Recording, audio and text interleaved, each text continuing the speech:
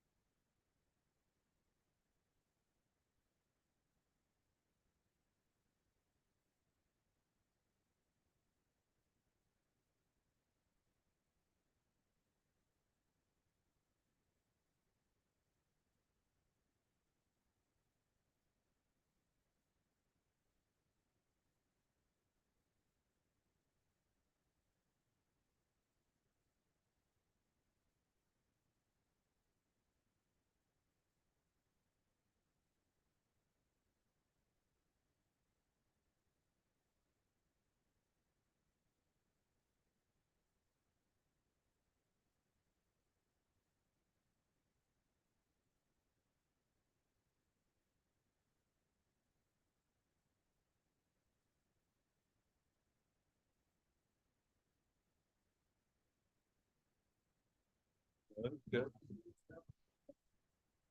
Well.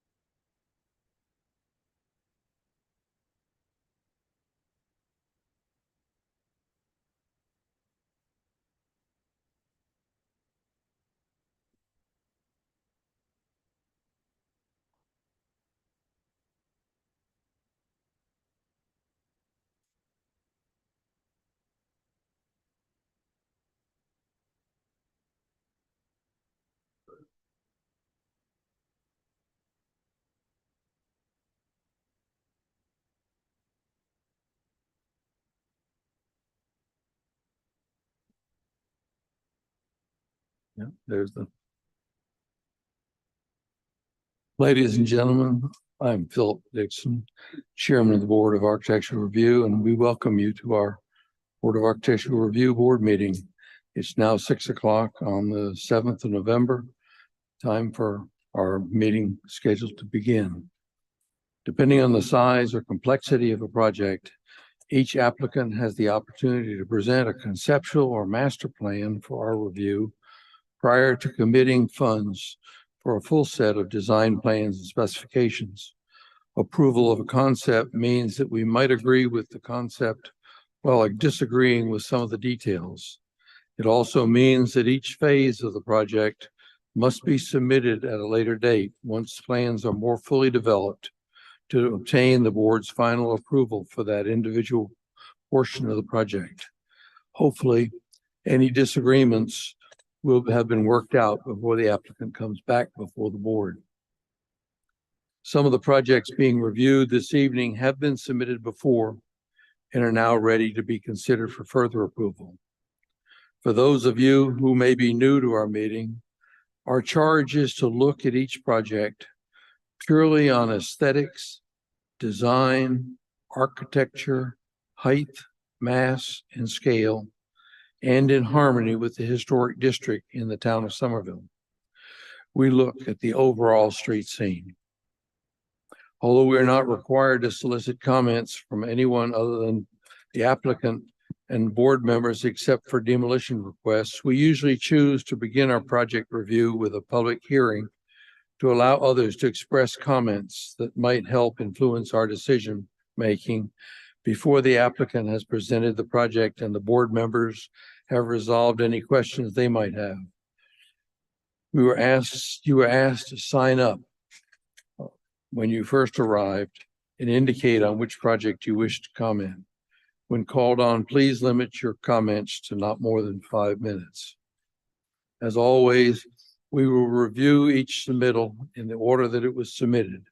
However, as a first order of business, we must approve the minutes of our last meeting, which were sent to board members for review prior to this meeting. Are there any changes that need to be made, or do I have a motion that they be accepted?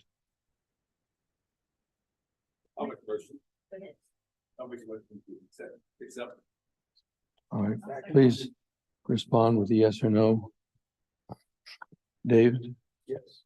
Beth, Yes. Rachel, Tim, Yes. Nancy Jean, Yes. Jane, Yes. and mine is yes. We will now call on those who signed up when they arrived to comment on the project being presented this evening. I understand there was one person that signed up. Two. Two? Yes. Okay. Peter Gorman.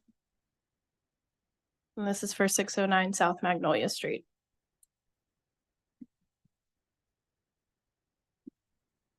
Good evening, Mr. Chair, members. Thank you for giving us this opportunity to comment. I wish to make several points in opposition to this request to demolish 609 South Magnolia. I can do it in under 3 minutes because I've written my points down. My name is Peter Gorman and I live at 313 South Magnolia, a few blocks away from 609 South Magnolia. I've been a member of the Somerville Preservation Society for over a decade. The staff note that the property qualifies for demolition permit under BAR Design Guidelines number 2 and number 3. Guideline number 2 states the retention of such structure would cause undue financial hardship to the owner. The owner has recently built his home next to this property in 2018. That's now appraised by Zillow at well over $500,000. He also purchased the acre lot behind his house, extending over to South Gum Street for another considerable sum. He states that the banks would not lend him the money to buy 609 South Magnolia, so he paid $200,000 in cash to buy 609 South Magnolia. Now he claims he cannot afford to renovate 609. That's just not credible. Did you ask for and receive evidence for this requirement? BAR guideline number 3 states retention of such a structure would not be in the best interest of the majority of the community. How was that requirement met? Did staff do a survey? Well, I did because I live on South Magnolia, a few blocks away, and those I talked to did not want the house demolished. They wanted it restored. The house was deemed to have no architectural merit in 1979 when it was 60 years old. It's now over 100 years old, and it should be judged differently. The applicant has made this debate about the expense of moving the house, not about the expense of restoration. The agenda today is about the merits of restoration versus demolition. The applicant also justifies his request stating that the Somerville Preservation Society did not respond to your request to help find a party to relocate the home. Respectfully, the Somerville Preservation Society is not in the business of moving historic homes. We are in the business of preventing their demolition and restoring homes. Cooperation with your request would violate our founding principles. The applicant states in his statement that he intends to keep the land vacant. He has told neighbors he intends to build a house on the property for his neighbor, for his daughter. Which is it? If you grant a demolition permit,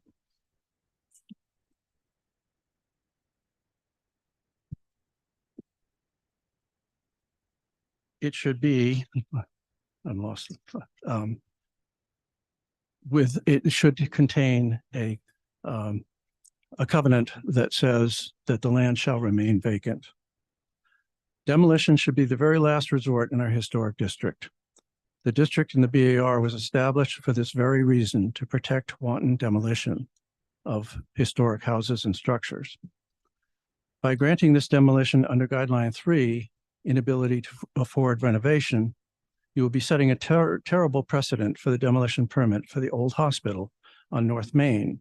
The county is on record as saying it cannot afford to renovate the old hospital in our historic district, and it will demand a demolition permit on the same grounds. I ask you to defer once again approval of this demolition permit and take the time to amend your BAR design guidelines to strengthen the financial hardship loophole language that allows anyone to purchase a historic structure and claim that they cannot afford to restore it. I conclude with that remark, and I hope that we can find a reasonable conclusion to this request. Thank you. Hayward Hudson, 609 South Magnolia Street.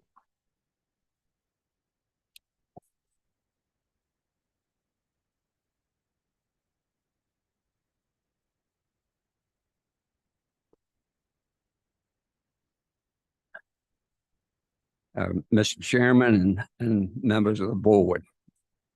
I'm Hayward Hudson and I reside at 215 Golf Road in Somerville. I make these remarks on behalf of the Somerville Preservation Society. I want to address paragraph 3 of the Ruby's letter to the board. Where do we stand? And I'll read that paragraph. It says, we agreed to work with the Preservation Society with any buyer, prospects, or further ideas to preserve the structure. We were never contacted. So must assume that no ideas or prospects ever materialized.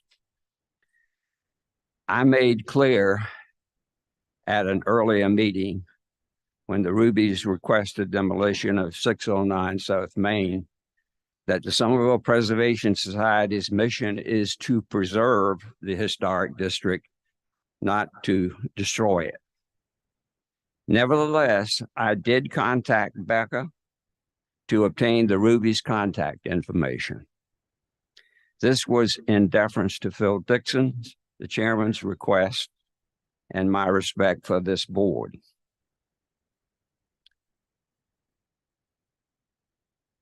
Becca would not give me that information because of privacy issues. Frankly, I do not believe that it is my place nor my responsibility to find a solution for the Rubies. Neither is it the BAR's. I have spent hundreds of hours helping people who have come to Somerville and purchased old homes for 35 years. The Rubies should have contacted me and not vice versa. My number has always been listed in the phone book, and county and town staff have referred people to me over that period of time.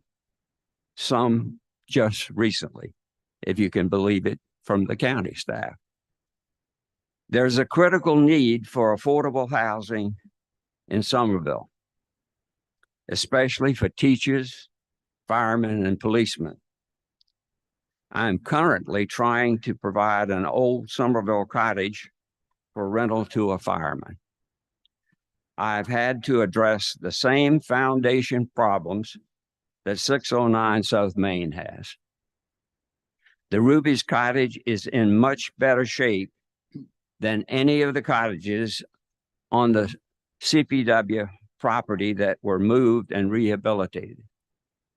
And you will remember that that occurred prior to their building the new CPW building over across the railroad.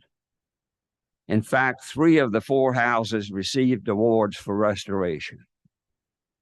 One of them was moved into the historic district by a town councilman, Christine Zarnik, and is located about a block away from 609 South Main Street. The Ruby House is about 100 years old, and we cannot justify demolishing this house to make green space for the Rubies. The Rubies should have known that this house was in the historic district when they bought the property. And I do not believe ignorance of the historic preservation ordinance is an excuse, a valid excuse. If the Rubies do not want to restore this cottage, then as Mr. Gorman has said, they can always sell the property and make a considerable profit. I'll be glad to buy it from them. Many of the mansions today were originally mosquito cottages.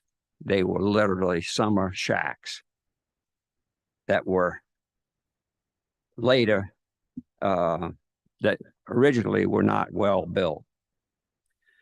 So I leave those thoughts with you. The Preservation Society is opposed to demolishing this property. Thank you.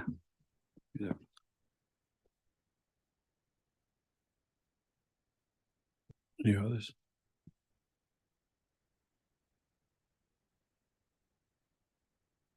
Got our first project this evening is 609 South Magnolia. Sir, I just go over my staff report real quick before we get started. Oh, that's Yeah, fine. but no, you can stay right there. You're in the right spot. There.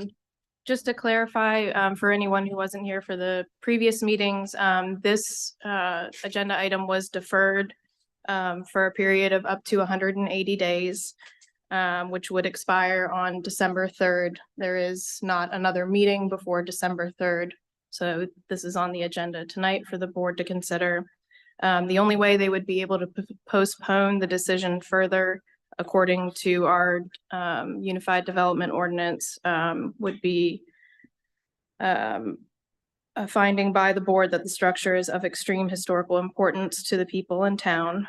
And then to clarify a few things that were brought up in public comment, within the period of postponement of such demolition of any building, the board shall take steps to ascertain what can be done to preserve such buildings. Such steps shall include, but will not be limited to, consultation with civic groups, interested citizens, and public boards and agencies. Additionally, town staff shall be instructed to ensure that the intent of the board is not thwarted through demolition by neglect. So I just wanted to clarify that for everyone here. Thank you. As you know, this is the third time the Rubies have come, and they've asked me to get involved at this point to help them. I'm an attorney here in town. I know most of you actually. Mr. Gorman brought up a lot of what we would call hearsay in the law department. He's talked to people, but there's no evidence before you. What you have in the packet today is a statement from Mr. Brislin, who's a professional engineer who's looked at that property subsequent to the last couple of times he's come here and said, this property, one, can't be moved successfully. Well, and even if it could, you also have a quote from a house mover that says it's going to cost $85,000 estimate to move this house. And that's not all, you can't move all of it because some of the parts are just going to fall apart. The back is rotted, the joists that are reused, the type of structure, as Mr. Brislin points out in his report, are that it's completely rotted and can't be repaired. At some point in time, somebody on their own decided to put in a basement. That completely eroded the piers, the footings are there. That's going to make it difficult. The floors are sagging. I don't actually even know it can be repaired without essentially rebuilding the house because of the structure that it is there. So the Rubies and Mr. With all due respect to Mr. Hudson saying that he'd be happy to buy that, sounds like what he's doing is trying to sell, hey, why don't you sell me the house? As he says he'll buy it. It's their house. They bought the property. They knew they were in the historic district. That's why they petitioned to have this. They're here with y'all. They did buy the house cheaply, the property, but the property is because the house is not worth anything. You can't live in it. You can't get a bank approval to do any refinancing for it. You couldn't live in it right now. And so, and the other part is if you were going to move it, you got to cut down trees to move it. So that would require the tree, the tree board, tree folks to approve all that. So the problem is, and that they did their due diligence when they came in. They looked at this home. They knew that it was on the survey. The SHPO survey was ranked, I think, 4 out of 5. That, in their opinion, it meets the request as the town has put it out. Number 2 and 3 is in Ms. Zimmerman's report. They've done what was asked. They've talked to house moving companies. They've put it up on Facebook Real Estate Group. They've put it up on Zillow to see if someone will buy it. They had to list it at 10,000. Zillow requires a minimum. MLS won't let them list it because it's for free. They require someone, and the real estate agent has to be involved, and the real estate agents aren't going to be selling property they're not making any money on. So they can't sell it like that to have anybody move it. What I've heard is it needs to be preserved. It needs to be restored, but it has no architectural significance. That's already been determined. Just because it's old doesn't mean it's historic, doesn't mean it has any architectural significance. This house should be torn down, and we're asking that it be torn down. Otherwise, there has to be some finding of extreme historical importance. And I haven't heard anything about what extreme value that would have. I think the actual language is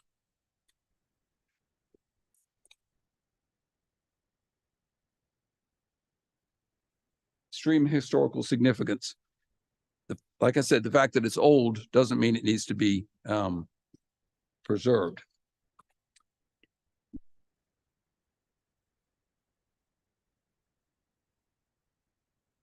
We would ask that you allow it to be demolished at this point in time.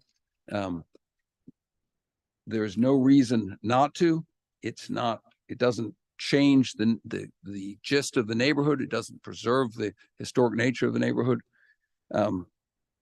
I live in this historic, well, I don't actually live in the historic district, actually. So I'm right outside the historic district, but I own property just around the corner on South Magnolia and Richardson. And I, as a neighbor, don't have any problem with it being torn down either. I certainly appreciate what the board does in preserving that, the properties that need to be preserved. But in this case, I think this one needs to come down. Thank you.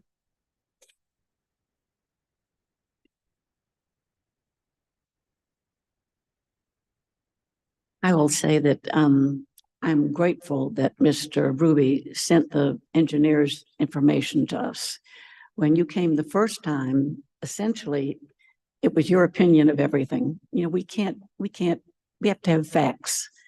To me, the facts that you've sent us give me a different picture than what I originally thought. And I had a cottage in the historic district, a little cottage with a tiny little building behind it. I loved it. It was not in great shape, but it was in way better shape than the house that's there now. When they did the study in 1979 about what was valuable in the historic district, even in 1979, they didn't give it a high value as far as its addition to the historic district. For me, as much as I hate to see a building taken down, I think this one probably should. And I'm only speaking for myself, not for anybody else on the board.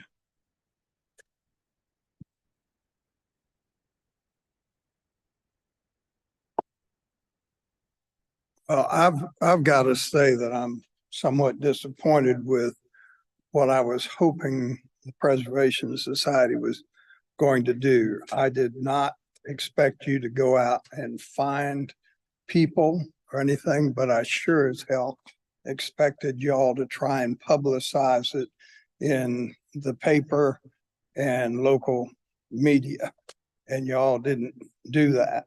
And so if the demolition is approved by this board, I think the Preservation Society has done a disservice by not publicizing it more widely. And by the same token, I find that the Rubies did not avail themselves of making it widely known to the public.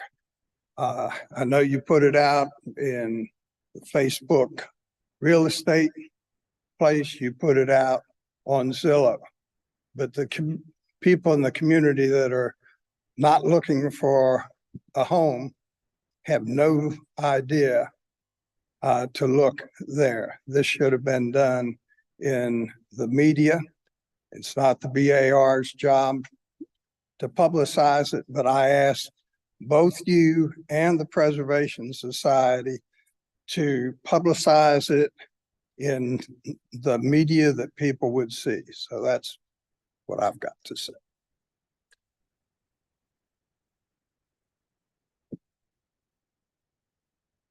Any other questions or comments?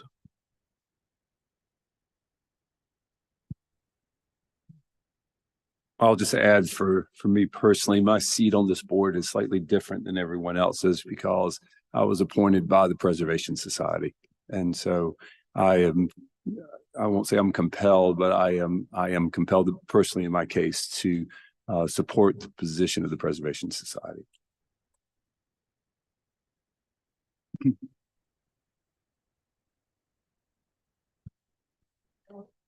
I will say that I tend to agree with Nancy Jean. I appreciate the Rubies going in and looking at ways to what to do at the house. And I've been all underneath the house looking at it. And I didn't realize when I first started looking at it that the house did not have a basement initially.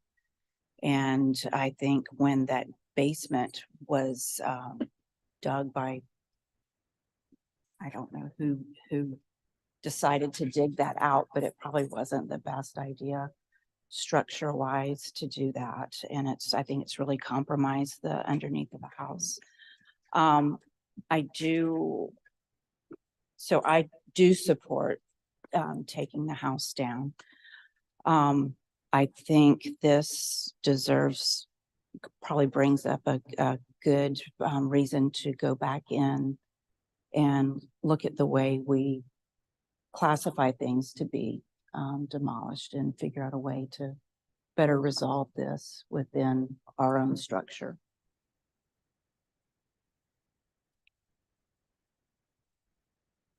I need a motion. Or were there additional comments? To do it. I'm doing this with a heavy heart. I make a motion to approve the demolition. I have a second. I'll second.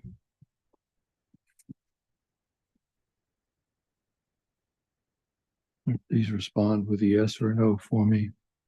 David, I abstain. Beth, Yes. Tim, No. Nancy Jean, Yes. Jane, Yes.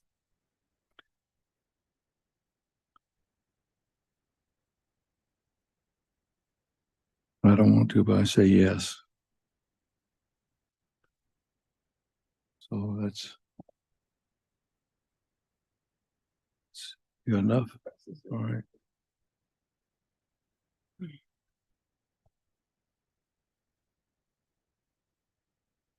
Our next project is 212 South Gum Street.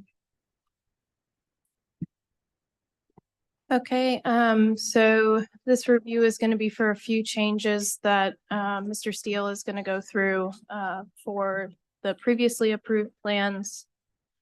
And that is all we're looking at today because the garage is postponed until Board of Zoning Appeals has the chance to look at it. So just the main house today. I think the first item is a window on the front of the house is in a master bedroom or in a master bathroom. And we had changed the floor layout to put a vanity. It's that front window where the toilet is on the front left of the house. Right there. And so we had changed the layout to enhance the vanities in that room. And essentially right where a vanity is going to go, a makeup vanity would be that window. So I was putting in for creating the window look with a false window, true shutter that goes over top of it. So we'll panel the back of it, make it look like it's an actual window just with the shutter closed.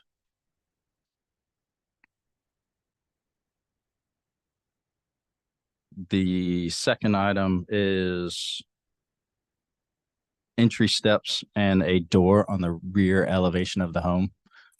So right there is showing a wood landing that in the picture you kind of see where a screen door would be. On the back elevation would be the actual door entering the home.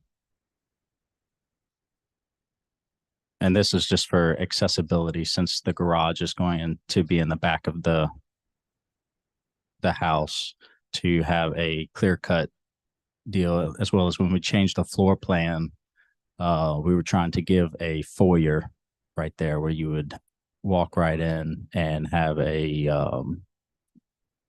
closet and hooks to drop your stuff, a drop zone. The third item is to add a band around the bottom of the house. This was kind of a secondary thing to create that recessed panels, the recessed tabby. The way that the block was done, it was not done to where it's the recessed panels are inside the block. So I have to actually pack the block out with styrofoam to create that recessed panel look. Just having a band board right there, I think, is a better transition from having the foundation come out farther than the actual siding on the house. And the fourth item is a request to, in lieu of going back with the wood siding, to go to fiber cement siding with the same reveal and details as the original house. When we got into remodeling the home and doing, making everything per the plan, we ended up having to take more siding off than anticipated. We were able to save a little bit of siding, not as much as we wanted to, because of the nails that they used to put the siding on did not quite come off the way we would have liked to. But we do have a very little bit of the original wood siding that was on there. And that was the original plan, was to go back with similar wood siding and details. So we just request that gets changed to the fiber cement, just due to the material being much more durable. And then there's an example of one house in the historic district that has the same fiber cement siding on it.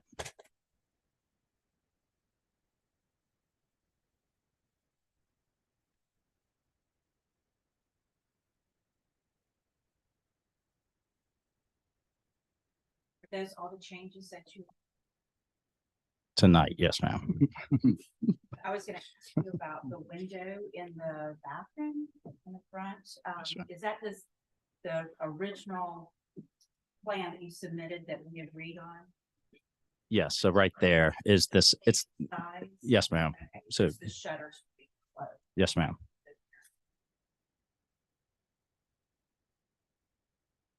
I really wasn't understanding what you were saying about the bottom of the house where the stucco. The bottom, so right there, there's a small trim piece that's added in the other elevation. That small piece right there it's pretty much the block and the framing of the house is all in one line right now. To create the recessed panel look and the tabby, I have to bump the foundation has to be farther out than the framing. So the band is kind of a transition piece to where that band can get bumped out slightly with that, and then it transitions into siding.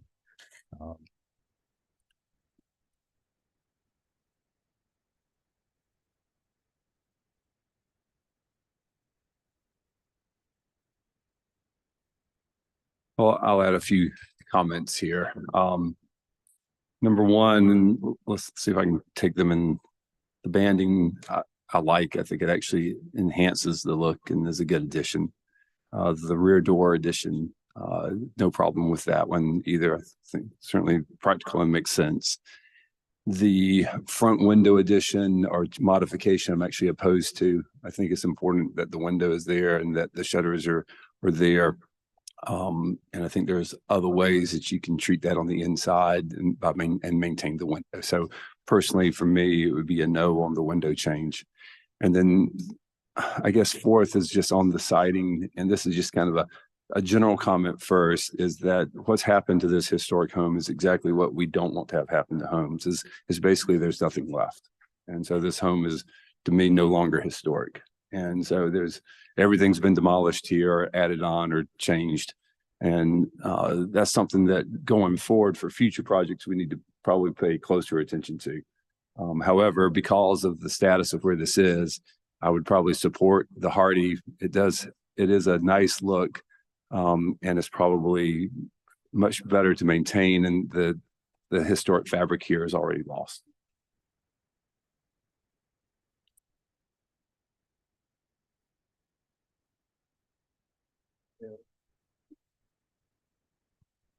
Any other questions? Comments? I need a motion. I want me to make it. Okay, so I'll make a motion that we approve all the changes as submitted, with the exception of the front window, which should remain. Did I have them all? Did I catch them all? Yeah, yeah, Oh, yeah, that was everything you asked for, right? Yes, sir. Okay. All right. I'll second that.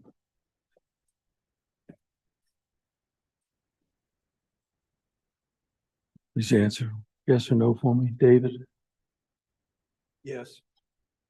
Beth, Yes. Tim, Yes. Nancy Jean, Yes. Jane, Yes. and mine is yes. Thank you, guys. And I don't disagree, unfortunately, with the part about this is probably not what you guys wanted. As I dive deeper and deeper into the guts of this house, as you guys can see, it's nothing left on the outside. And, I don't think, certainly myself didn't realize the extent of the exterior changes from on the plans on paper. I don't think anybody realized when this was approved. But I'm at this point now, and whatever I can do on the inside, unfortunately, and the outside to help kind of damage control I appreciate is the intention. I don't disagree with you guys though. But the inside I'm trying to preserve like crazy, as much as I can as well. Good luck. Thank you. Thank you, guys. Thank you. Our next project is 1107 South Main Street. So this project was previously approved by the board. Upon final inspection, there were a few omissions from what was built in the field to the approved plans. And I'll let Mr. Ragland go over those. Okay. Can you hear me? Yeah. I guess we start with the first one, garage, carport. Down there. Or do you want, we can start down there.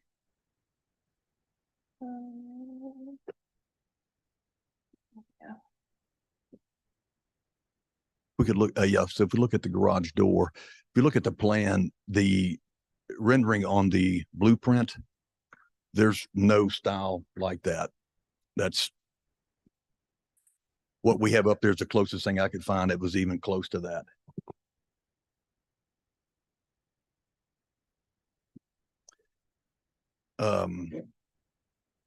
So on this side here, we had so originally this garage was attached with a portal to the house.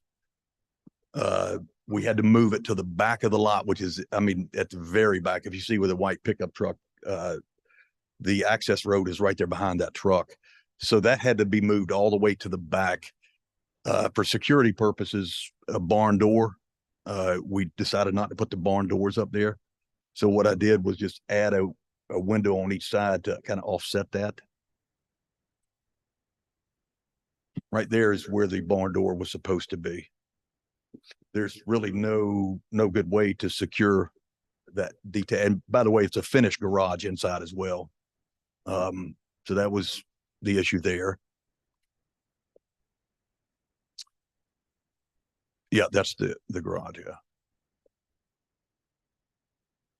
We weren't trying to cut corners or anything. In fact, we actually spent more money doing that.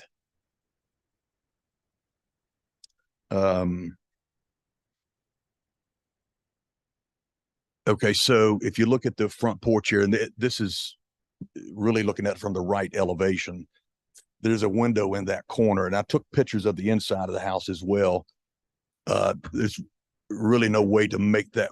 We couldn't use the space on the inside because of that window. So it's tucked in a corner there.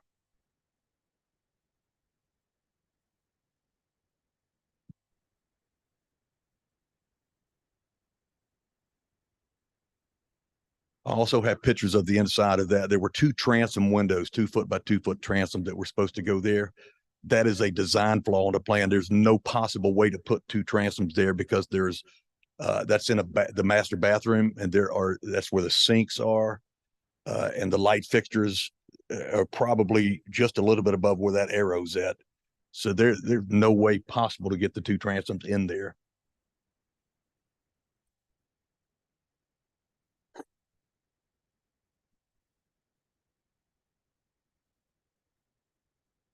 Also, there's no transoms missing on that side of the windows. Yeah, your notes said that there were,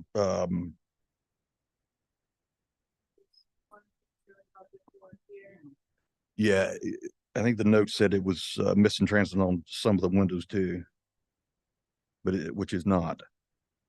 The windows are exactly as they were. So, and I also I've got several pictures that I took that I'd like to show, but as far as the door that's inset, the 8-foot door, originally that was supposed to be a 6'8" door with a 1'6", 18-inch transom. If you blow that up a little bit, the drawing of the picture itself. No, the actual picture of the door, and bring it in. You can see the trim that's at you see to the right of the side of the screen porch, where you've got the screen porch frame. If a 6'8" door with a 1'6" transom adds 6 inches to the height of that door unit compared to an 8-foot door, that door unit would have been up in that trim as a 6'8" door with a 1'6" transom.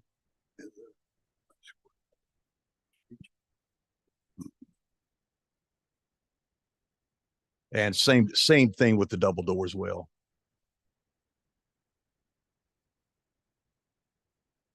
Those are things that we didn't anticipate until we got into it. Unfortunately, the windows, I had already bought. So we actually I bought the windows. They're here, the extra windows that we didn't use, but I think that was it. I'm showing it. Yeah. So the plans were not custom to. Not very good. No, I bought the plans off of Southern Living. I will tell you that we spent months finding a set of plans. If you looked at that lot, that's the only house. I don't think there's another house that would have fit on that lot as it is.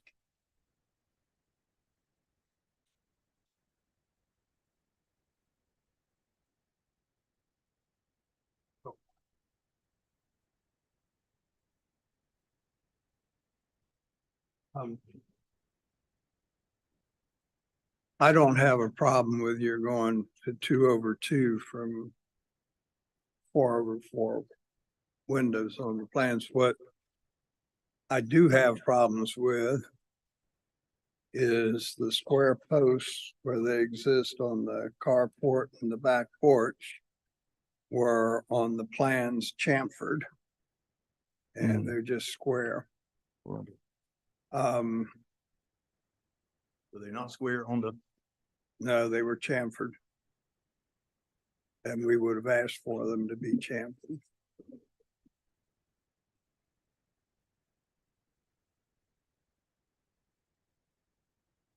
That's not even on the report. I didn't even see that.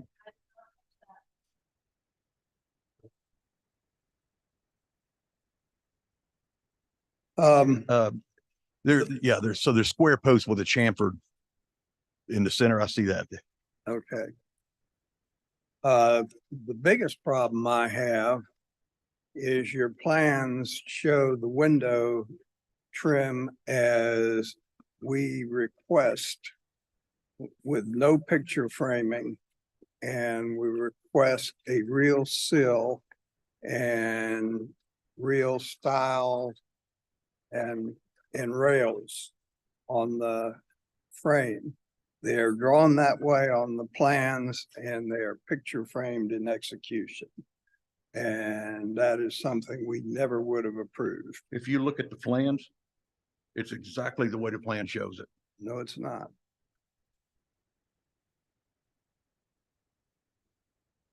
Pull a picture of the plan up. By the way, this was not on the list either. I interpreted the window meeting.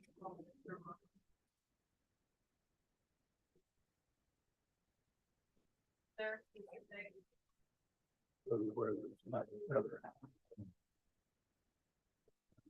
That's the example. There we go. Those windows are trimmed exactly like this blueprint shows. Well, actually, it's not quite. And it's not quite. And I can show you the detail that we're talking about. Rebecca, more importantly, in our approval that night, can you look back at our approval that night? And normally I specifically say about it has to have a window sill. Was that specifically called out that night? In the conditions of approval, it was only that the foundation be amended. This plan was actually approved as submitted. It was one of the few plans that we had for a new house that was approved. But it wasn't executed as submitted. You're talking about something that's not even on the list, and I'm looking at the plan. Show me where those windows don't look like the plan. You, Yeah, I'll show you what we're referring to. See this windowsill is supposed to come all the way across. See how this windowsill comes all the way across and extends to the outside edge so that your trim sits on top of the windowsill. And it's not, it's picture frame. See how? That's a straight piece of window. That is a slope seal on that window. Sure it is, but what we do is we have you add a trim piece that goes underneath that slope sill. Well, But I don't know. That's why I was asking Becca, Never discussed. because that's typically one of our requirements that we. but it's on your drawings that we approved when they were submitted. I can look at that drawing right there and interpret that totally different. That's not necessarily a window seal. A window seal comes out further from the window. Right, which is That's what, just a piece of trim. which is what we would typically ask for. So, Becky, you said that night, we didn't specifically say. No, and I mean, I can. But on the approval condition, was that the drawings were approved as submitted with condition that the foundation be at a minimum of 24. When I approve a drawing as submitted, I take the drawings that come to us as being what's going to be done, and that was not what was done. Okay, Yeah, I don't disagree with that, but. So your complaint is that the columns are not chamfered, even though they're square, they're not chamfered. well, that's wonderful. When I approved this as submitted, I approved this very nice plan that was a Southern Living or something plan that had all these details which have not been executed.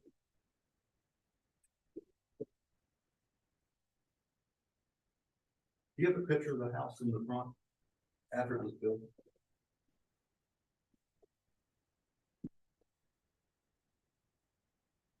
And you have a problem with the way that looks?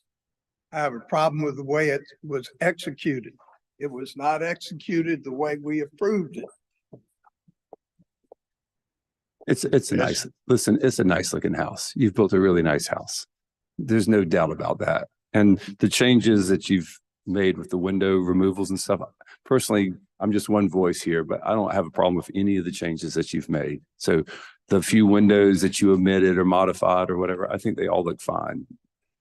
One of my big sticking points, just me personally, just me personally, is this windowsill detail. And we talk about it all the time at every BAR, every presentation. I'd like for Becca to check the meeting minutes to see if we did that night. If we didn't, I'm not going to hold you accountable for that because you can't read my mind. And the drawings, you could interpret that drawing. It's a very tight, it's a very important, but very subtle detail. Yeah. And so I'm not, if we didn't state it that night, I can't hold you accountable for it today. Right. Okay. But if we did state it that night, then I would say, it's maybe a different discussion on those windowsills. And so let's see if Becky can find that. Everything else, just in my opinion, it looks great. And it's a beautiful house. Thank you. Well, I disagree with you on that. If we are given a set of plans that definitely show what we would approve and it's not executed, I'm not in favor of our having this as a precedent. And, you know, we would need to look at the full set that was submitted that night to see whether there was a section through those windows. Because it's so difficult to tell what that is, you know? Okay, I've said my piece. Any Is that something that you just need to go back and look? I've recorded all of the meetings, so I'll watch it. Okay. So how does that work? How do that If you, work? Yeah. if you find that it's the way that Tim thinks in his head that it was, then we're asking him to change it. If not, then it can stay the way it is. And I'm not saying it was that way because I don't remember. Yeah. I don't remember whether we talked about it Neither. or not. So I'm not saying it is. I just know that typically that's one of my You may not even. caveats. said it. I may not even been at that meeting. That's right. Mhm. But typically I would have stated that in my approval. We can't make him change stuff if we said it was okay. Correct. David's point is that We You didn't could say it was also- okay. David's point is that you could also interpret because of that line on the drawing that the sill continues across. And this would be the detail that we would have requested. And so because it's drawn that way, you wouldn't have to add it to the motion because it would have been inherent. That's what it shows on the plans. And it's not what got built. It's a subtle detail though. I understand why the homeowner would have maybe, could have missed it and done it differently. How difficult is it to change it? It's difficult. Okay. It's not impossible, but it's difficult. Mhm.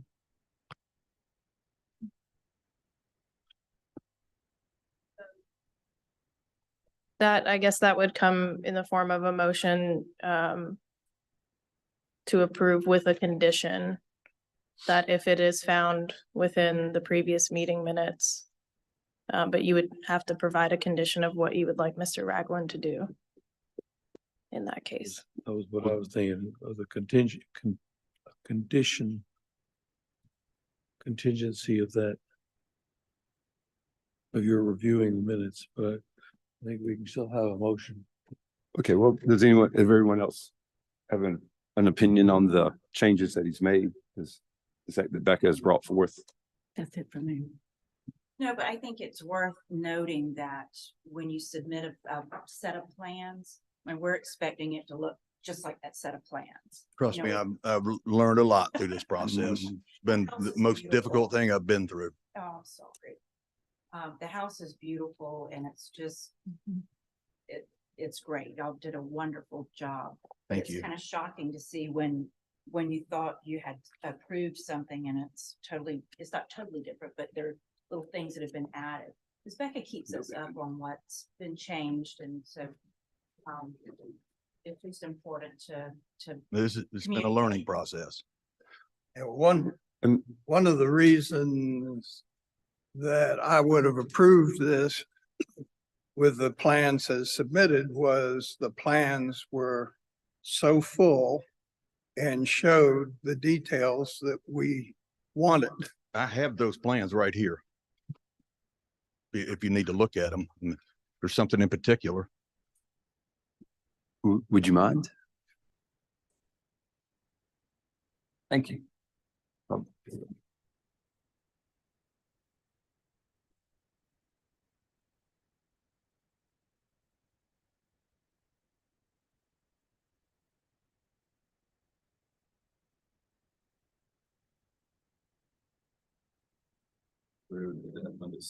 Hmm?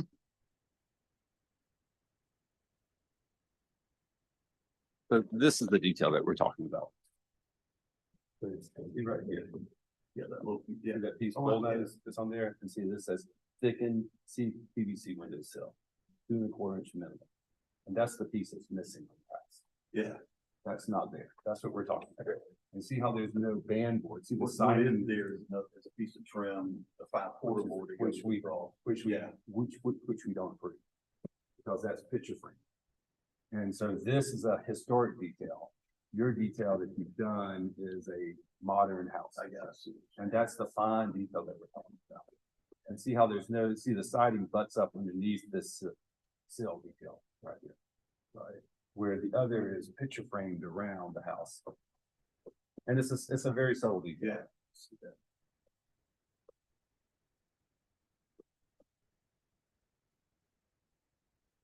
Where are we? Yeah, I like the house and I like how it looks finished. I do too. But I'm just not happy about the fact that what we approved was not what was executed.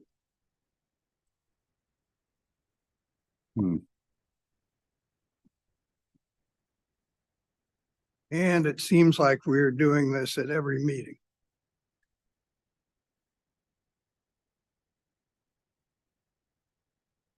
Good. Any other comments? Or do I have a motion? I'm assuming that band was put on first and the siding was run to it, correct? I'm sorry. The band was put on there first around the windows and the Yes. siding is cut to it. Oh, yeah. The band would have to come off, the siding would have to come off. The shutters will have to come off.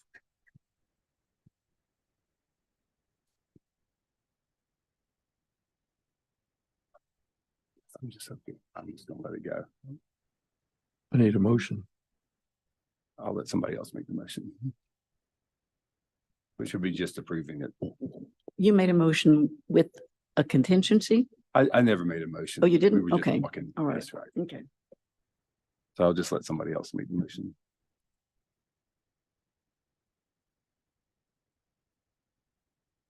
I've already stuck my neck out once tonight. To approve everything as is. Yeah, approve that's built.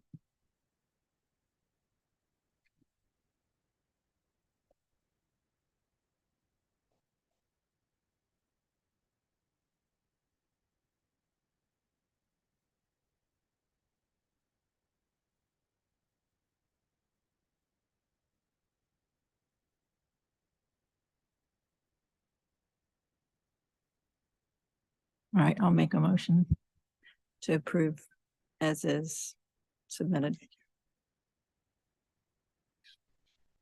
I have a second. I'll second. Thank you. Please answer for me, David. No, only because it's not executed as submitted, although the house looks fine. Beth, Yes. Kim, It's a beautiful house. You've done a great job. Thank you. And so I'm going to say yes because of the overall context of the house looking great. Thank you. However, I do want everyone, I mean, that's an important detail for us. And Becca, that's one of those that I would request that you inspect rigorously going forward so that we don't have to, because this is not the first time we've had to deal with this. And it's so complicated and it's so hard for people to fix afterwards. And going forward, it's so easy. Nancy, Jane, Construction. Yes. Jane, Yes. and I say yes. Thank you. I do ask you to at least look at the columns. I think it's in. Yeah, I think Just so y'all are aware, I don't inspect the building until the CO. I only have a final inspection. So we may need to change that going I forward. understand, and maybe it's just even when you're proving it, or maybe we just need to make sure we make that a real issue at every submission. That window sill detail is one of the things we really harp on. And typically on a renovation project, for maybe not a new house, that is almost always a condition Yeah. of the approval. So yeah, And David's right. I mean, the plan showed it. So we shouldn't have to say anything about it because that's what's on the plan. So Yeah, and I, Why don't we, the why don't we just other- wait this now until the miscellaneous Anyway, end of thank it, you. and then Yes. talk about it. Yes. Thank you, sir. It's a Thanks. good looking house. Yep. Our next one is 211 West Richmond.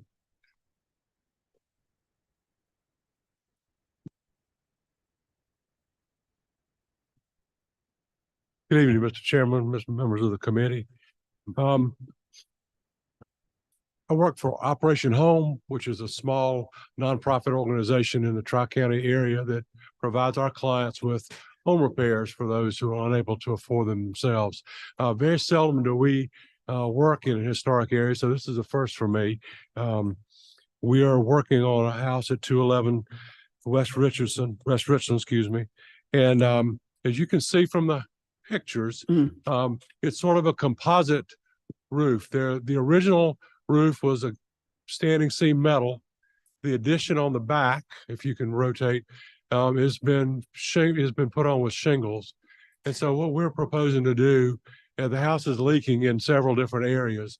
And so what we're proposing to do is to take off all of the whole roof, resheathe any damaged sheathing, and then put on a 5V crimp metal roof for the project. It's my understanding that this is not something that is normally approved at a staff level. It has to be done by the BAR. So this work hasn't been done yet. I'm And sorry? This is future work. This hasn't already been done. It has not been done. No, we have been waiting on approval. Okay, thank you. And you haven't ordered the roofing materials or anything yet? Well, I do have roofing materials on site, but we have not started the project yet. Subsequent to my submission to Becca, I did a little ride around of the neighborhood and found 3 houses within 1 block that have 5V metal roof on them already. And another 3 houses within about 4 blocks that have 5V metal roof on them. There are a lot of windows that are trimmed improperly too. So we're trying to correct that going forward. Well, the reason we can't, well, I mean, we can't afford to provide a standing seam metal roof for the house. And the house, the back part of the house is not really designed for shingles. It only has 2x4 rafters. And so we feel like that to put architectural shingles on the house, even 3-tab shingles, would over the long run have an adverse effect on the structural integrity of the house. So that's why we're proposing to use the metal roof. I would say that putting the roofing that you're proposing on this humble abode would not be inappropriate. And I think it's really a neat little house to save. You know, with the 2 front doors, and was probably a duplex of sorts for some humble people, and I think it's grand that you're trying to restore it. What color are you planning to use? Silver. If you, Becca, can you scroll down to the right, the greenhouse? This is a 5V roof that we put on down at Adams Run. Just to give you an idea of, I don't mean to imply you don't know what it looks like, but this is an actual roof that we just finished, and I'll be using the same contractor that installed this roof to do this project. That helps me understand what that picture is too. Yeah, I did too. That's how I thought you might have. That's why I thought this was a post approval because of that picture. So. Okay.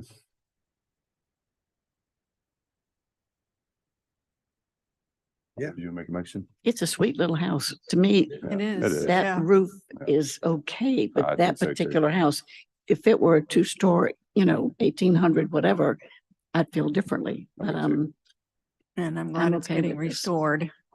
I completely agree. Becca, what Okay. year was the house built? The survey has it at approximately 1905. 1930. It actually looks pretty much the same. I would ask after the last presentation that if you get into redoing the windows, that kind of hard to tell, but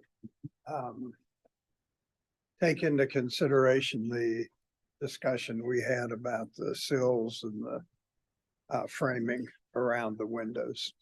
Well, this project is only involves the roof, and that's the only thing that we're going to be doing on Okay, this project. Fine.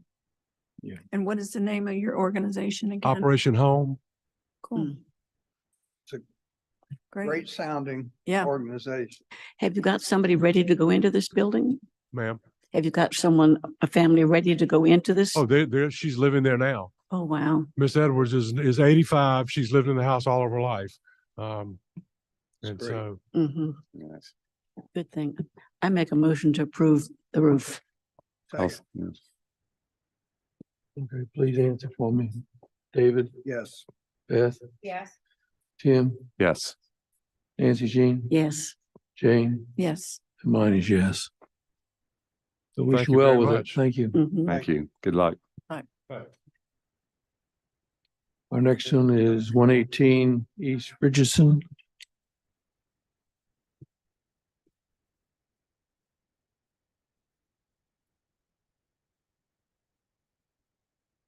hello. Before we get started, I just wanted to provide some clarification for the board. So this permit for the work that y'all are gonna be discussing, was issued by our building department without contacting any planning staff. They claim that there was an error in the system. Normally, there's a disclaimer that pops up that says you are in the historic district. The staff member who issued the permit claimed that they did not see that. So that is how we ended up here. Hello, this is Margie Sutton. She's the owner of the property. I'm the contractor. Anyway, we came in, let me just get started with the story. I'll try to make this as short and sweet as possible. We came in at the end of August and decided to get the permit for the building to change the vinyl out and to update the windows, put windows in there. So, better efficiency for their energy bill. And they're outdated, they're old. And so we came in, I went through the proper channels. I went and got a permit. They gave me the permit. Yeah, I bought the product and we were beginning to do the work over there. I get a phone call about 11 o'clock that I needed to stop immediately. I did not have bar approval.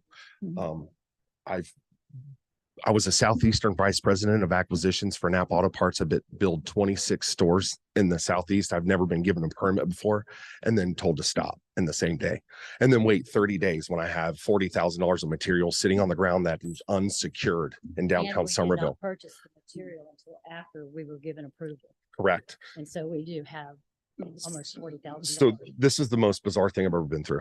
But anyway, we're ready to get started. We had to wait all the way into this meeting to do it. The house was updated, or it's zoned commercial, but it's a house. That's a 2-story home. The house was updated in 93 and 96, I believe, right? With new windows and siding. This is vinyl siding that's on it. It's very old. It's cracked. We're just going to update the siding to new siding, and the color is faded. We're going with a graphite color, which was approved at staff level. Am I correct on that? The graphite color? Okay. Anyway, it's in the. To clarify, we had a conversation about paint colors in the office lobby, but a permit had never been submitted for staff approval for Okay. anything. On the chart I brought in with the vinyl, there was several different colors, and she said, as long as they're not really bizarre, we could probably get these approved, I guess, if I recollect. Right. And 2 of them were gray, and they're maybe a shade apart. So that's what we did there. Also, if you notice the building right next door that says Soul Shoe Company, that is the color of the vinyl, and that was approved by the bar several years ago when we painted that building. Because we have one of our businesses in that building as well. So that is the color that the house will be, the same color. It's tapered D7 siding. So identical to what that is, just the color's gonna be graphite. So we didn't do like double Dutch or anything crazy. It's tapered, just like that there. So I understand there's two things here. One's the vinyl siding, right? And then the other is the window replacement. Yeah, I was gonna get to there next. Yes. Okay, gotcha. So go ahead. Want me to go ahead and explain the windows? Yes, sir. So we bought windows. They're identical to the windows that are here. These are trimmed out with like metal flashing. So these aren't PVC, these aren't cement, these aren't wood 1x4s. This is all like broken flashing. This is how these windows are trimmed. And we bought it that way. They bought it that way. In 2014. Yep. And Sure. it was, I think, was it 93 or? 93, yeah. Yeah, all of that was changed before Well, we purchased. Let's, And so there, it's not very clear from the record when things were changed, so I don't want to make. The way it was done was very old. Let's just say that. It's old, broken, flashing. oh, It's really? called broken because you break metal around fascia, Sure. window, casings and stuff like that. So you received a permit, you bought the vinyl siding, and you purchased the windows. Absolutely. So yeah. Normally you have to measure the windows and they have to be custom made. And so that couldn't have been done in one day. So were the windows are the windows standard sizes from Lowe's? Is that, These windows were measured and then ordered, and I received them 20 days after that. About 27 days after we ordered those windows. We have them in storage. We had to get a storage unit to keep the windows. okay. But Vinyl is actually on the back. She wall. postponed. I'm just trying to understand the timeline. I'm sorry. Just a quick question. Was the permit issued and then stopped on the same day? No, To stop work the same day? It was the several days. What was the It- time between you getting the I permit? got the permit in August.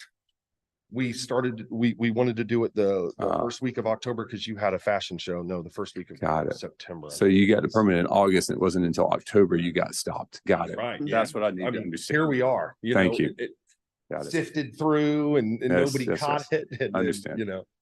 So we also have a dumpster on site that we're paying for, that we've had to pay for Every day. every day after Double. being submitted a permit. Yeah, Okay. and a storage building Okay. that we had to rent for the windows because we didn't have any, secure place to put those. Well, there's a difference between druthers and what I think we ought to do. I think if we had been part of this decision before anything was done, we might have urged you to go in a different direction. But I think this is not the BAR's fault. This lies somewhere in surprise, surprise bureaucracy. And I think if you do a really good job of redoing this, you're replacing like with like. And we do have a history of letting people replace like with like. That might be a different story if you were ripping out a bunch of historic windows and tearing off old heart pine siding. But I would vote to let you go ahead, and I'm sorry for what has happened to you. May I say something? That sentiment from you was the best we've received during this whole process. Nobody's been sorry. Everybody wanted to blame each other. Oh, And no, I'm serious. And I've never had that level of unprofessionalism in my entire career. Okay, would So you I like, appreciate you so would you much. like Thank to know where the stop order came from? Yeah. I saw a post on Facebook. I'm getting ready to put all this stuff up on this building, and I called her and I said, we never approved that. But it So- was approved. Well, it was approved on a different level. Yeah, it was approved somewhere else, which, Right. But I was the one who tripped the stop order. So So you apologize, then he's the one. You want to give us a motion, maybe an David? explanation and saying, hey, we apologize that this slipped through the cracks. Not Yeah. shit. He said, she said, for, Well, you because know. we were made Yeah. to feel like we had done something wrong. Yeah. And we had. Oh. I'm glad Yeah. he owned up to it. Me too. How- I am David? proud of you, David. Yeah, not, David, not you wanna- everybody does that. No, I I'm never, about honesty. I'll never Here- be able to be a politician, will I? No. And you got painted into a corner that was not your fault. You did everything that you thought you were supposed to do. So I schedule my guys. I mean, we're scheduled. Ah. We have a ton of work. There's no shortage of work out here, but I scheduled my guys for that specific project. And so they lost a week and a half's worth of work, right? Ah. Because I can't just call the client and say, hey, I can get started now. They're not ready to get started the next project. So this is, Well, I will make a motion that we approve you're going ahead with this. Thank you. And again, I issue an apology. thank you. Um, Thank you. So Second. I'll second the motion, but I'd like just to add one comment to that is we appreciate your businesses. They're great additions to Somerville. Thank you. Love that. This was a awesome opportunity that we could have restored a historic house. You know, as we sit here on the BAR, that's really the thing we're looking for, right? You know, we would have loved to have seen these windows with simulated divided lights, and we would have loved seeing that vinyl come off and the wood siding be repainted again. And, you know, so, but that's not your fault. You received a permit. You did, I think, what was the right thing to do. And so I would support David in approving it. Mhm. All right, It's please, gonna be stunning when we're done. please answer for me. David, Yes. Beth, Yes. Tim, Yes. Nancy Jean, Yes. Jane, Yes. and mine is yes. Thank you. So we wish you Amen. well to go ahead. It was already, it took, I'm gonna do exactly what's there now, right? Yeah. No Right. changes at all to the window seal or frame, exactly what's there. So Becca, do you have pictures? Or do you want to take some before we get started? No, I have pictures. So when you're finished, I can come out. It's not with that seal and everything you were talking about. We got it. Just wanted to make Don't sure. believe that's right. I don't. Yeah. all right, So when can we start the work? Do we have to wait for the permit to be issued? I'll update our status in the system tomorrow and let the permitting office know that they can take the hold off. Thank you. Good luck. Yes. Yes. My guy Just- called me when I was in the bathroom. What's going on? Just make We've got a sure, lot now. make sure you have the permit card that I'm gonna send you. You just have to print it and post it in the window or on site somewhere. Perfect. Thank you guys so much. Thanks, Becky. You've been a big help. Thank you so much. Thanks, guys. our next one is 105 East Carolina. Hey, Becca, let's just enter into the meeting minutes, something important here though. Because I think this is really important because this could come back to someone else saying, well, you approved that, right? And so I want to say that we approved it because of an error in the permitting. Mhm. We are not approving it like kind because I typically wouldn't support that. So it's because of a town error. Does that make sense? Okay, thank you. Yep. Yeah. Great. Mhm. Good evening. Good evening. Top of the evening. Represent 105 East Carolina. My name is Mike Taylor with Taylor Coastal Construction. The owner is back here, Miss Amanda Leviner. So if there's any questions for the owner, she's present. Looking to build a guest house on the property at the back left-hand corner. The heated and cooled space of the cottage is 720 square feet. Gosh. There's a front porch of about 140 square feet. We've incorporated a lot of characteristics from the house, from the wood siding to the windows with the 2/2 grids. There'll be wood windows to match the house, wood siding. The window trim has got a lot of detail on it, which will It's, match it's the wood house. siding, not hardy? Right? Okay. Does it say hardy? No, I was just clarifying that, Oh, so to make good. sure I understood you Good. correctly. Yeah, the house has got wood siding. It's a lap siding, so the reveals will match exactly. And that detail right there shows a lot of the crown molding that's in the eave work, the large freeze board. We're gonna have all that detail in this cottage.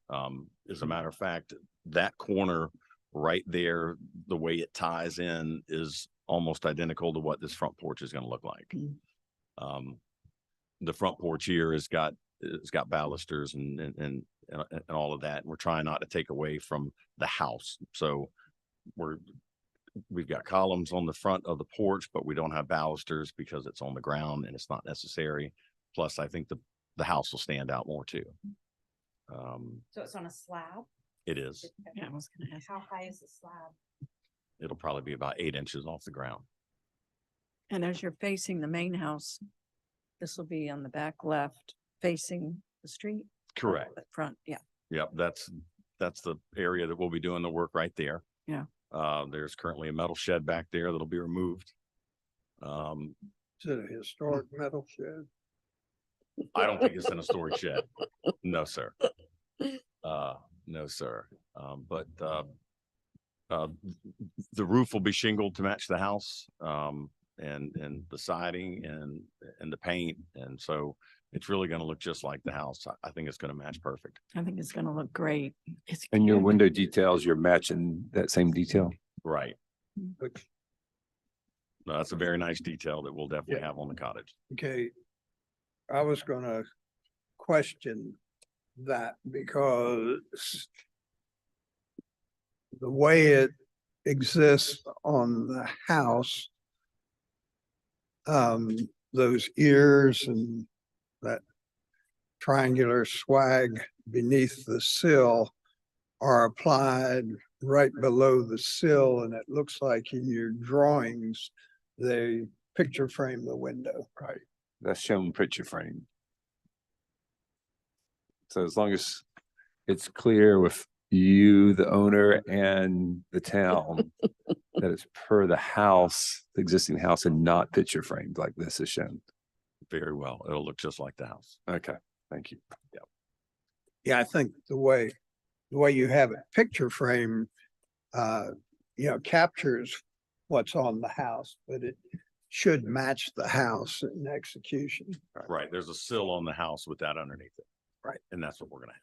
Right. Correct. And one other question I had, in the drawings, there's no detail of what the capital and base of the columns are going to look like. They're just Post. posts. Yes, I was sort of looking at the plans before I came up here and I noticed that was not in there as well. I think we should wrap the base with a 1x8 detail, do like a 1x4 at the top. And I feel like we need to do some sort of molding detail on top of it to soften that edge. So yeah, certainly I'm looking to put a little detail like I described to you at the bottom and the top. Yeah. Thank you. The porch ceiling is beadboard, which will match the house. The columns around the porch will be very, very similar. The beamwork at the top. And then at that front gable, it's hard to tell, but you can see that scallop bottom on it where it's cut. Fish scale. Yes. We're gonna have that same detail on the front of the cottage. So it really should look, just like the house. So all in the little triangle out there. That's right. It'll match that detail right there on the front of the house. The front porch, is it concrete? Yes.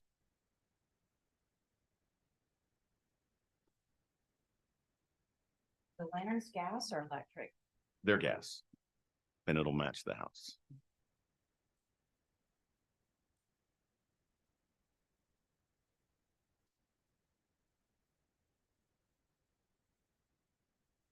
Normally we like to see the houses elevated a little more. That's my only thing I'm sitting here questioning. And I know we don't want to fight with the main cottage because this is supposed to be a substructure to this house, right? But I'm just thinking 8 inches. The town engineering department, I believe, treats cottages the same as single family residences. So Right. it does have that minimum 18 inches. I think it's from the back of the curb. So it has to be at least 18 inches above the ground. Okay. I believe so. I'll have to double check that. It's an engineering requirement, Okay. but they will be reviewing this project as well. Well, then we should talk about that because then we'll have to address what that space looks like, right? So that means you'll have to parge that block or whatever, however you build that up, or concrete wall. If you turn the slab all the way down, you'll have to polish that with stucco. So we need to address that. Wait till engineering gets back. No, I think we can just prove it now. It's just, the main thing we wouldn't want left exposed concrete or concrete block. Oh, definitely. Yeah. So What's on the main house? What's the? it's painted brick. Yeah, it's painted brick. I think What there's is some that? Is lattice that work in lattice? between the front. Yeah, I think lattice. And it's some kind of a hodgepodge.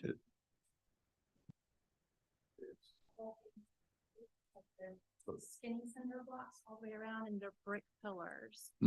So they look filled like it right in there. between. Yeah, it's not all painted. Probably the existing brick piers, it sounds like it's probably 8 by 8 by 16 block Right. in between. To look exactly the same as the house. We would have to express them. Okay, great. So you'll pick up some round tapered columns to match the house as well, Have to do it. or something So you close want- to that. There'll be something close. Sometimes you can find historic ones at a salvage place that may not be exactly, but they'll be close to that. Right. So you're talking about then doing the porch columns like these as opposed to the square columns you were talking about. Yeah. That'd be nice. And you're requesting 18 inches Yes, off the ground, Yes. so it's not. flat on the ground, Mhm. but not as high as the main house. That way it's still a step down. Okay. Well, the Okay. 18 inches, I'm not sure of the elevation of the street there. and I feel like too, because it really drops off when you get It towards that does. area. I mean, if we were to be 18 inches above what I thought was the center of the road, or maybe it's the curb. I'm 98.8% That sounds pretty good. You're that sure that it's the back of the curb. back of the curb. So Amanda, is there a little ditch that runs along that property line? Very small, along the back fence. Okay. And then along the side fence too, and it all drains to this one drain outside. Okay. I would think, So you're saying it may be actually higher since the ground's tapering off? I would think it certainly could be, yeah. Okay. I would think that, y'all could approve it with a condition, that whatever the code or town engineering department requires, that the foundation has to be this style with Right. this finish. And I believe, Mike, if you get over 18 inches, you got to put handrails on the porch, right? And 18 kind of is it 20? It's either 24 or 18. I can't remember which. What, do you have a picture of the house from the street? I was thinking can this pull it house up. had some degree of embankment in front of it. It's very much raised from the street. Yeah. Mhm. And then it kind of all drops towards that back left-hand corner. Right, Where that ditch is at. so if you had to do 18 inches above what? Above the curb, or 18 inches above the curb. you would, But you wouldn't want it so high that it competes with. No. visually with Right, The house. Right. No, you don't. You don't want it as high as the main house. So let's just let it go. I mean, the engineering will tell them what it has to be. Whatever the engineering requires. Right. I would say a Then minimum we'll of accept 18 it. inches from the current grade Okay. that'd where you're be, Right building. on the tree. Right. yeah, if it ends up that whatever bureaucracy says it is off the ground, puts it into position where you need rails, you might want to consider replicating that handrail or picket plan, which is very attractive. Oh, okay, okay. Been able to find another house in town with those rails, and so I'm hoping to leave it, but just that house have those rails and Sure. cottage decor, but That's fine. certainly I just want to compete, I would Okay. replicate if we had. That makes sense. It's not a have to. I was just making a suggestion. A druther. I understand what your interests are and those, that makes perfect sense. All right, so I'll make a motion that we approve as submitted with the following clarifications. That the window sill detail will match that of the house, not picture frame per the plans. That the front columns will be similar in style to the existing house. And that the first floor of the floor will be at least 18 inches above the existing grade, RS required by engineering, with a stucco base applied to the whatever the foundation material is that you use. I'll second. David, Yes. Beth, Yes. Tim, Yes. Nancy Jean, Yes. Jane, Yes. and mine's yes. Can't Well, wait to wish you see well. it. Yeah. All right, thanks. Good luck, guys. Wonderful addition. Mhm. Porch is coming off of 800 Main tomorrow. Ooh. All right. Thanks. Good luck. Okay, so we have two items under miscellaneous. The first one is discussion regarding in-kind replacement work within the historic district. All right. So I'll lead this bandwagon because I am actually opposed to in-kind replacement in the historic district, except in cases of minor repair. And I don't know how we determine that, whether we set a specific amount or something like that. So, and what we're talking about is like, let's just take the Engelman house for an example. Mhm. Right now, it's got vinyl siding on it. That's a historic house in the middle of Somerville. If they came back today, I would say no to the vinyl siding. I would Mhm. think that that siding should be repainted and scraped and put back in place again. So those are the kind of examples that I'm referring to. Mhm. Or just like the one we just saw, if they were coming in here through the, had not had the glitch, Right. I would have been certainly in kind to say, well, let's investigate replacing it back with wood because, and maybe it's you know how we have the rating of the houses, maybe it's a rating of, 3 and above or 2 and above or something like that. So that, because if it's a 1950s house or 1970s house, it's a different set of Well, circumstances. just to that point, an example of, 800 South Main Street is rated a number 4. Right. So there are ratings that might not reflect what your Quality. There you go. Thank you. Maybe it's just an age of the house. What was suggested to me by one of the other planning staff members, and I put a little blurb about this in my staff report, was for 118 East Richardson, was that perhaps a percentage is used, so of the total building wrap area. So if they're replacing more than 25% of the total building wrap area or material in question, that either it has to go before the board or it has to be upgraded to the appropriate material Right. that would be used historically. I would agree with that. It seems to make sense. I mean, like, let's just take an example. They're cutting in a new door on the back of the house or on the back of the store, and they have to repair the siding around it. Well, that shouldn't make them have to replace all the vinyl siding on the entire structure, right? But like what they were doing in that store, they're redoing that completely. So now the town will live with vinyl siding on that house for another 30 years, which maybe could have been avoided. So. And I can understand their position. Me too. Easily. Yeah. They bought the place with vinyl siding on it, never gave much of a thought to what might be under it. Yeah. But they got a permit.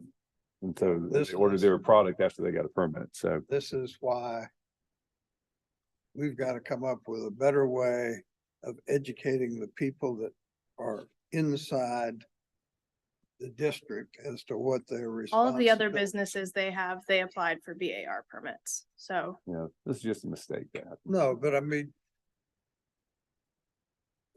I've been beating this dead horse for forever about coming up with some kind of a way of periodically letting the people who own or live in the historic district know what their responsibilities are for making any changes to their property. So we don't have this, oh, I didn't know that And And another point of clarification, the reason y'all are seeing these projects coming back is because before I started and the UDO was put in place, there was no BAR inspection. right. So none of this, Thank Thank you. you. Thank you. It would- I'm not, it's not me. I mean, it's part of my job, so I appreciate that, I but know. We appreciate you going out and looking and paying attention to it. unfortunately, I think people are under the impression that once they have the permit in hand, Yeah. because the building department refuses to I just wonder if enforce. there's something that they could sign when they pick up their permit, that they say, we understand the VAR has reviewed this, any changes have to come back, and the town makes them acknowledge it, you know, that they have to comply and that there is a final inspection by you. And if they knew it, they would be less likely to make modifications to it.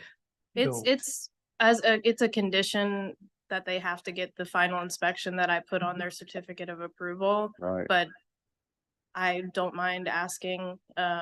I would have to run it by legal and. Sure. But Yeah, it'd be, Listening, reading the paper, we got a new editor and he seems to be interested in the town and what's going on.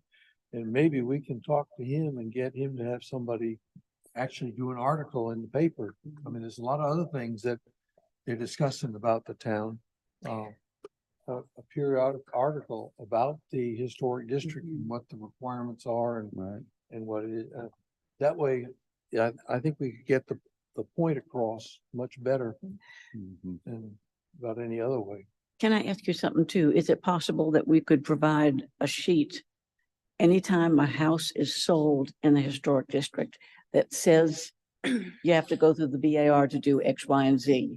Or is that, and the realtor would have to be responsible for it? I was told when I bought my little cottage that it was in the historic district.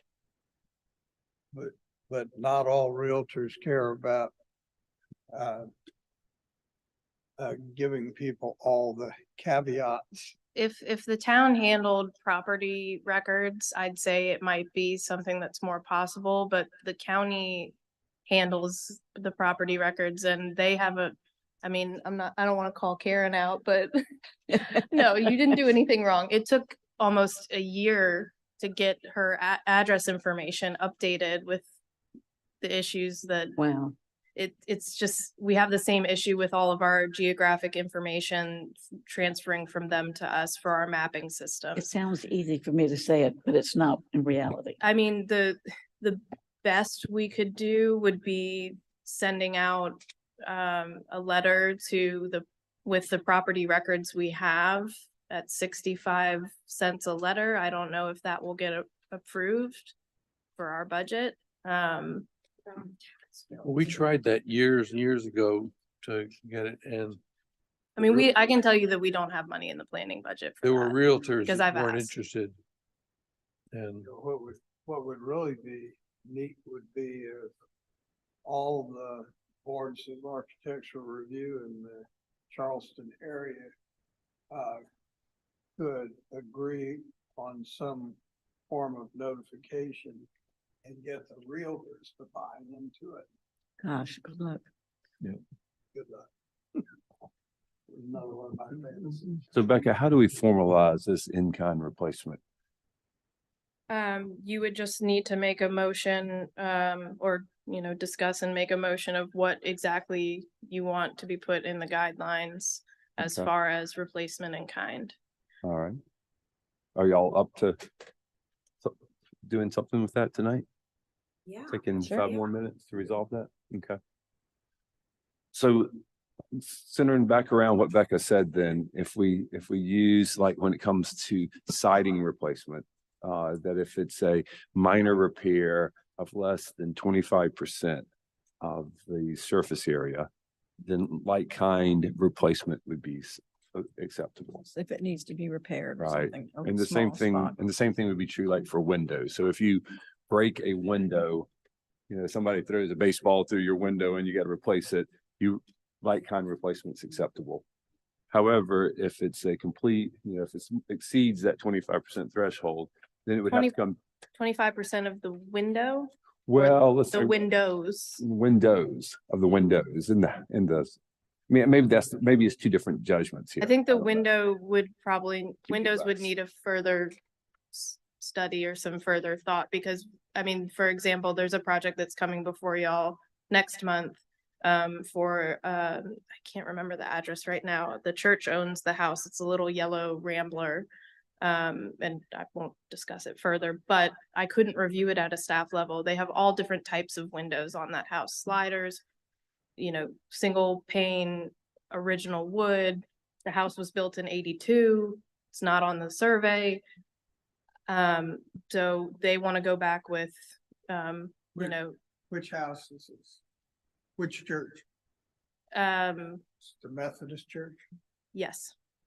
Okay, that's the kind of house that, you know, we should be able to just let them do it with a modern. In general, and I don't want to discuss the project since it is Right. coming before Right, y'all, right. but in general, any sort of window replacement, if it is not in kind and the windows aren't appropriate, it's gonna come before y'all. Okay.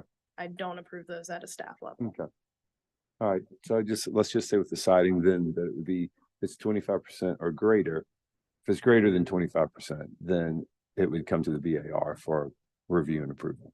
Well, it seems like it depends too, the size of the building. I mean, if it's like a really big building, then 25%, that's a lot of surface area, right? More surface area than a smaller. I would think that we would Well- want to do this the way we've done before. The few times we've added and changed things. I can draft up something and at the next meeting, provide you a draft of what that will look like in the guidelines, and then you can vote on it at I the like next that. meeting. So we can do some wordsmithing before then. Are you going to put a caveat about if it's notable 3 and up or 2 and I up? think not because of what Becca just 25%? added, that let's just leave it like that. We can Okay. always deal with that in here, but then it just comes to us automatically. I just wanted to clarify in my Yeah, head. Thank you. And there ought to be some provision in there for financial burden. Yeah, let's leave that out. Let's leave that Let's, out. let's decide that up here because we can always grant it for financial reasons, right? Let's don't write that in there. All right, does that sound good? So she'll draft it up. We'll all look at it and then vote next week. Okay. Or next month. Thank you, Becca. Thank you. The second miscellaneous item is discussion of possible technical resources for BAR. Phil and David, did you want to address? Did you want to address the second item? Technical resources. Yeah, we've had the thing with the, And just a reminder, this isn't about any project in specific, so we're just, We just there are talking. times and I'm going to just use the old hospital building. I mean, that's a significant building in both size and usage or how the community looks at it. And it came to me in all this, we're not really experts in that area to be able to come up with a complete composite idea on what should be done there. And it just seemed to me that there are organizations like the we're members of the NEPA and others that have contacts or groups that are professional developers of a concept or looking into something. And that there seems to be there ought to be times that we can instead of just saying either yes or no, we can defer it and actually get the town or whatever to get a contract with a knowledgeable firm that has no interest in either side of the argument to take a look at it and provide us with a professional opinion. I mean, it's just like, 609, you're looking, a professional engineer went in and looked and gave us a report. That's the sort of thing I'm saying. We really, there are times, not that often, but there are times when we need to get a professional opinion on how something ought to be looked at. I throw that out as a thought. Yeah, I was thinking that it also would be important for us to be able to access, even if it costs money, organizations that might be able to talk to us about their experience with similar projects. So if it were, there's probably a significant difference between the board dealing with a private entity or a private developer or a commercial project. And if we ended up dealing directly with a governmental organization, there are probably different approaches that they have seen in how to deal with these.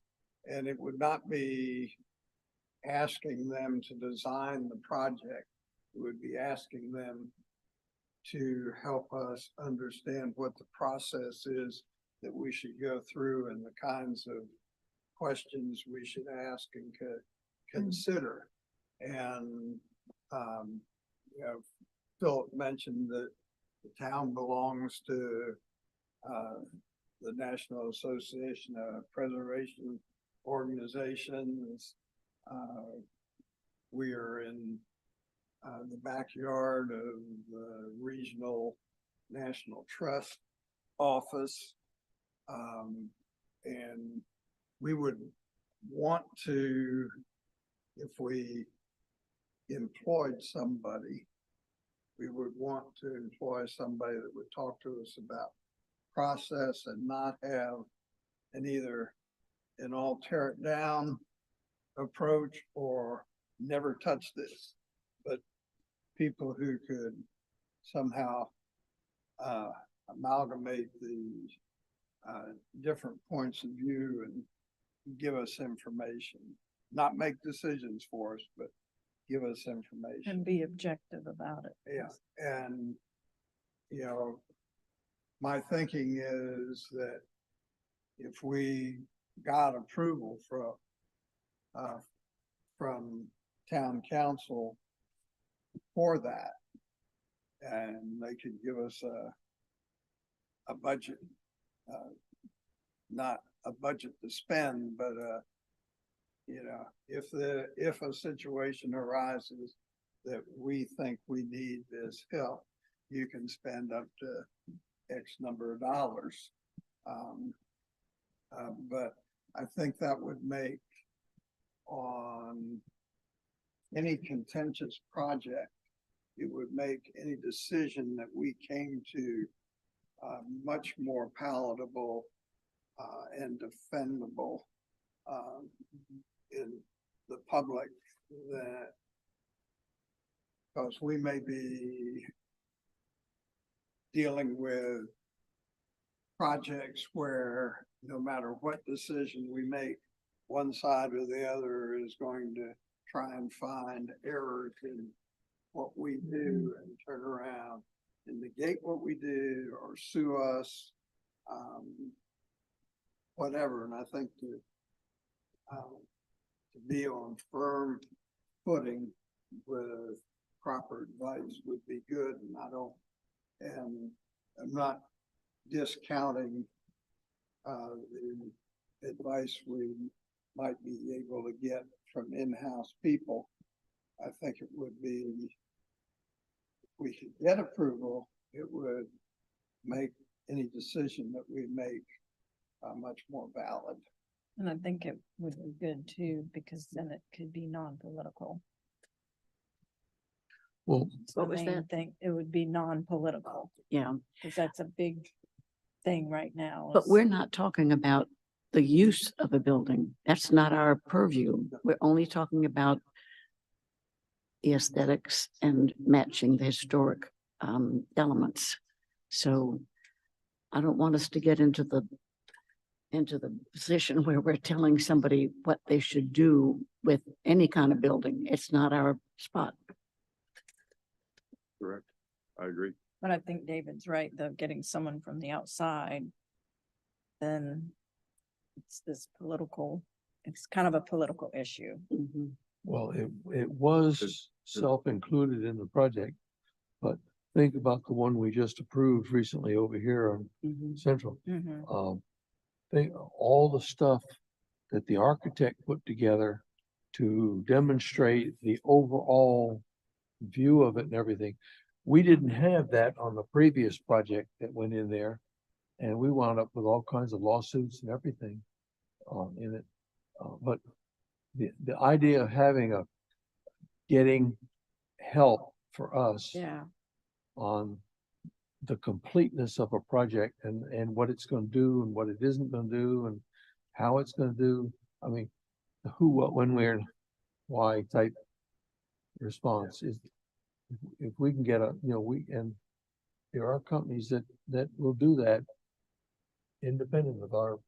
Mhm. Well, and the idea that Philip and I talked about was getting our board's approval to do this and then to, if the board approves it, then a couple of people from the board could be making inquiries without committing anybody to anything about who has what resources. And then if we needed this assistance, we would be approved to execute it. And we would be ready to go once we were confronted with anything that we needed, rather than having this discussion immediately after somebody makes a presentation to us and is expecting some kind of a response. And we say, well, wait a minute, give us 6 months to figure out what the hell we should do. But really what this comes down to is the town has to grant some funding for this to happen. So it's kind of a moot point for us until we can talk to town and see. Right. Well, the idea is to ask them to consider having having an ability, when confronted with something, to come to them and get the funding up to whatever they capped us at, and then we could get it. And prior to that situation arising, if we thought it was necessary, we could be making some inquiries as to what organizations we might have the information or assistance that we're looking for.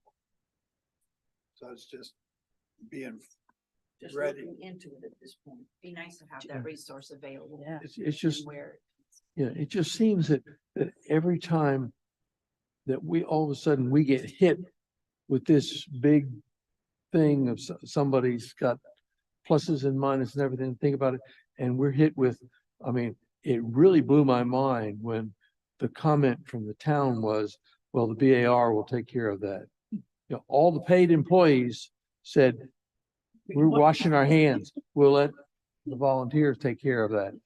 That's not exactly right unless we have the complete knowledge along with it to be able to make that decision. Mhm. Do you have a dollar amount that you think that would be? No, The main point of having this on the agenda tonight, y'all, was that you were all aware of it and that you were all in agreement that that is what you wanted to move forward with as far as that request I think it's a great idea. to council. Okay. So I think we did call the question and get a formal approval. Yes, please. So, How does everybody feel about? Sure, I'm in favor. everybody agree? Yeah. Okay, Yes. I don't think we need a motion. because yeah. We got the agreement. Okay. All right, y'all, if no one That- has anything else they'd like to discuss, we can get a motion to adjourn. Move that we depart. It's time to go home. So, All right. everybody in Thanks, favor of everybody. it, stand up, During that- turn your speaker off and.